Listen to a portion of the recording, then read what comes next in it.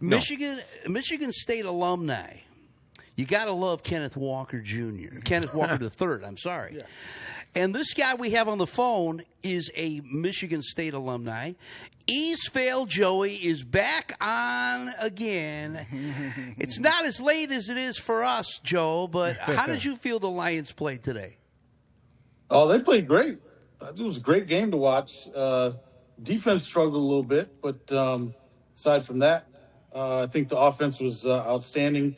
Goff was outstanding tonight, and it was a fun game to watch. Yeah.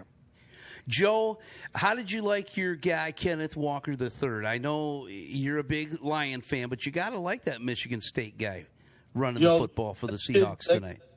I hate that he plays for someone else. He's the guy you want to have on your team. And like you were saying, I've always thought that he reminds me of Barry Sanders. I think mostly, it's hard to make comparison to Barry Sanders because he's the GOAT in my book. But he's so elusive and he avoids taking big hits and is able to make people miss him. And that's what reminds me most about Barry Sanders and Kenneth Walker III. He's an outstanding back, and he's got great quickness and power to go along with it. But he is so elusive and hard to hit and bring down. That's what reminds me of Barry the most. Joe, I got two questions for you. The first one is this: if you had to have a player of the game tonight, who would it be for you? Goff. Jared Goff was the player of the game tonight. For the Lions. He was, he's 18 for 18. I mean, you can't beat that. He was accurate. He threw it down the field. He threw short passes. He caught a freaking touchdown pass, for God's sake.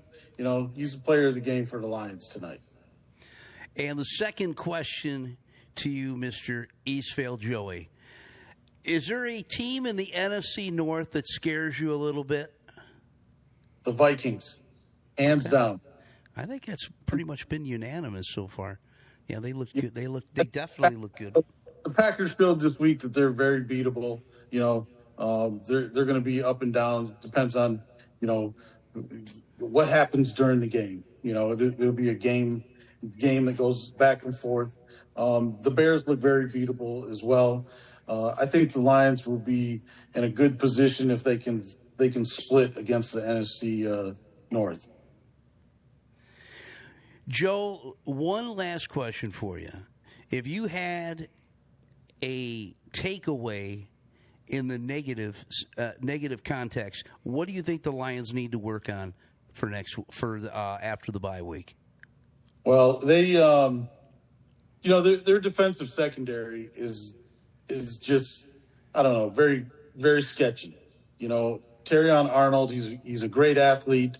He's very fast. He can stick with the guys, but they were saying it all night long. Joe Buck and Troy Aikman were saying it all night long. He's too handsy, and it showed. You had 3 pass interference calls, all which were legit in the second half, and they picked on Davis all night.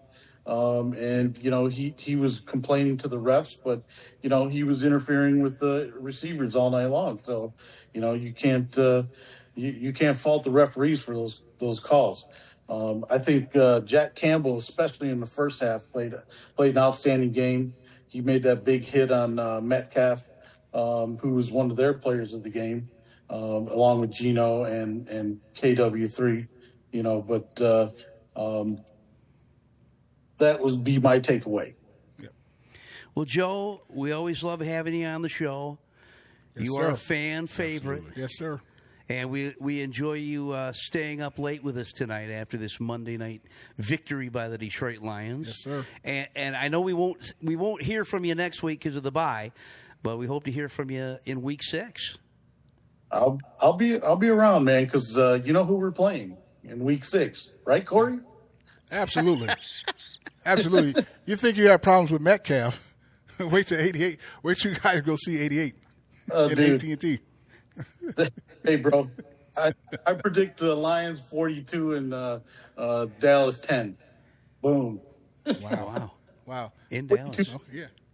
Yeah. Well, All right, we're gonna write that. Jared, make note of that, and they're Jared and David in the back. We're gonna make note of that. Joey, thanks for coming on with us tonight, buddy. All right, guys. You guys take All right, care. Joe. And thanks for coming on again. All right. Thanks, man.